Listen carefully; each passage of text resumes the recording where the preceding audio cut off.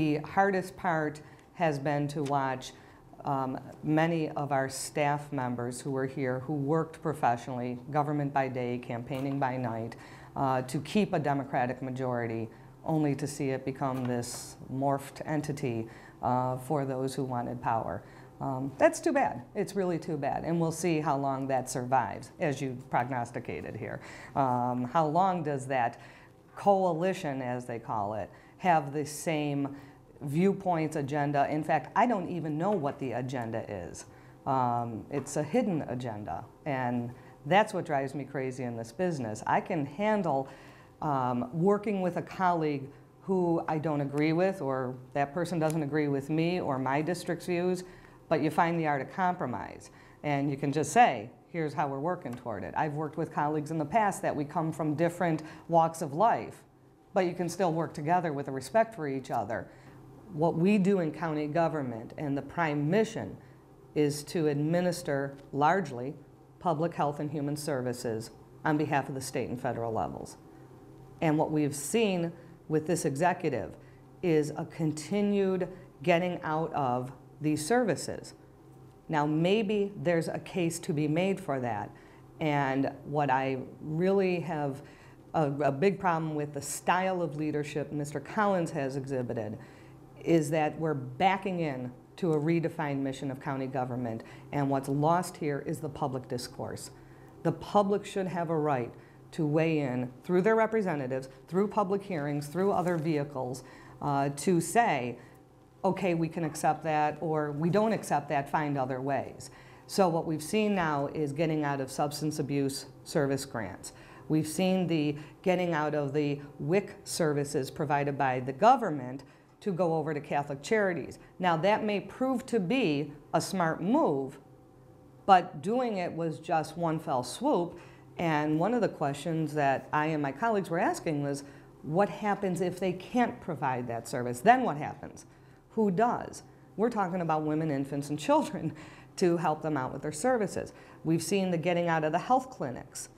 And again, with no real transition plan to that. Now we have the daycare issue, where we're prognosticating 1,500 children could be affected, and their parents or single parent, a lot of working mothers who are just trying to keep in the job market.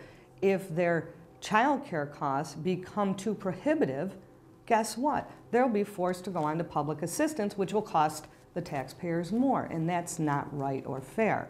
We aren't having that public discourse in those health and human service areas. Reforms that get talked about, and the favorite reforms are the number of legislators, the length of term of office, and whether there should be term limits. All of that has been in the committee to be discussed. Interestingly, the chair of that committee was Ms. Miller-Williams. So we tried to have those conversations. We moved a law to downsize the legislature from 15 to 13.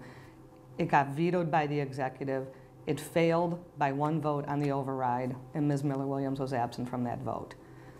So hit the reboot button, try again, but that will be a conversation for this year. Redistricting will happen next year, and there have been calls over the course of time, should it be an independent commission that sets the district lines, or should it be, as our charter says, done by the legislative branch with appointments from the legislative branch? It'll depend on what the number of legislators are for what lines get drawn. Right now, each legislator represents 55 to 60,000 people.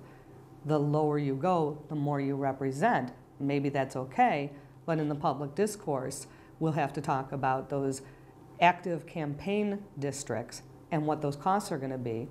And we will lose in the urban voice area. We will see increases in having to campaign, and it's becoming a rich person's job then. If you have to go out there, unless you're wealthy or have well-heeled friends, you have to fundraise to run for office. And I'm always concerned that we're keeping Joe or Joan citizen from being able to run for office. But probably most importantly this year, as well as the jobs and the economy, is the fiscal management and stability. We are organized, again, to deliver services for state and federal levels. The state has a multi-billion-dollar deficit. The economy, the general economy, is struggling. And we see that from Wall Street economics to home economics. And we're going to have to make some tough decisions and be prepared for that. How are we preparing ourselves? Rensselaer County's executive, Kathleen Gimino, who's a Republican, has already told the Times-Union she's going to start now instead of waiting till July to start preparing the 2011 budget, because the federal stimulus funds are going to dry up. And people are taxed out. They can't pay more property or sales tax, which is the major revenue sources of county governments. So that leaves only one other option. What services are you going to scale back? We love this community. It's a centuries-old area. It's very deep-rooted, very multi-generational, which I think is our charm. You go to these south and west areas that are booming now, but there's no multi-generation, there's no deep roots. When we go door to door, we hear people say, I've lived in my home 20, 30, 40, 50 years. People are proud what they've staked into here, and therefore it's hard to give up some of those things. But because we're a patchwork quilt that got built over a century, if we were planning Erie County right now and it was a new territory, there wouldn't be X number of libraries or X number of roads or X number of something. You would have it planned for. We have a patchwork quilt that needs to be redefined. And that's where the conversations need to be had. Was a lot of the change that we saw in the legislature 2 weeks ago, is that related to what happened in the ECIDA in the last 2 years? Are we watching the wrong race? I mean, are we paying attention too much here and we should be paying attention over there?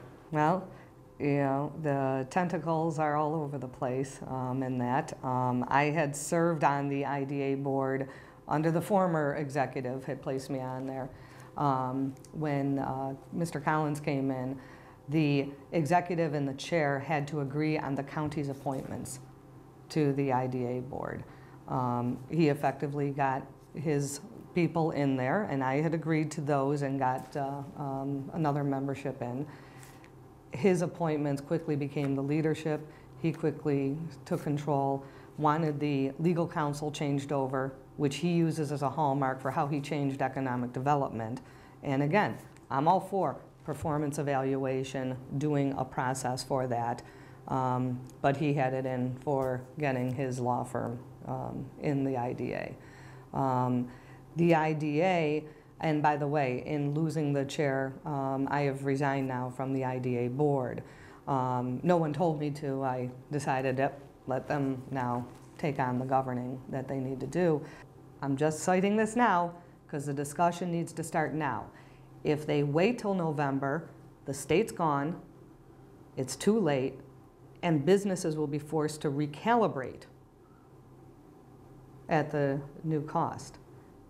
We're very dependent on sales tax for our revenue, and mostly because people had said, we don't want an increase in property taxes. If I had to pick a poison, I'll take the sales tax, because at least others pay into that and not just the property taxpayer. So let's see where that develops. Also in Mr. Collins's 4-year plan, his other options to fill the potential gaps, which we have heard cited as $50 million, is library consolidation. Again, that deserves a public discourse. Increase in various fees, which again needs supermajority of vote. Use of fund balance, which our new charter says you got to have a 5% fund balance, and I've already witnessed the Stability Authority has a different take than the administration on what can be used from fund balance. Increase in property taxes. Sales tax exceeding the estimates. They're banking on things will get better. Hopefully they do. Come and shop, Canadians and everyone else. Potential Lean Six Sigma savings. And again, those are options he has presented to the Stability Authority in a 4-year plan. If any of those options are going to be brought to bear, they need to be discussed sooner than later.